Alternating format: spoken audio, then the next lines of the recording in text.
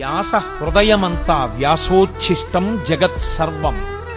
వ్యాసుడి యొక్క ఎంగిలి ఈ లోకంలో వచ్చిన వాంగ్మయమంతా. వ్యాసుని యొక్క హృదయమంతా ధర్మమే. ధర్మం ధర్మం ధర్మం. దానికోసమే ఆయన 18 పురాణములను ఇచ్చాడు, 4 వేదములను విభాగం చేశాడు, బ్రహ్మసూత్రములను ఇచ్చాడు. ఇన్ని ఇవ్వడానికి కారణం ధర్మాన్ని పట్టుకోండి. ధర్మమొక్కటే మిమ్మల్ని రక్షిస్తుంది.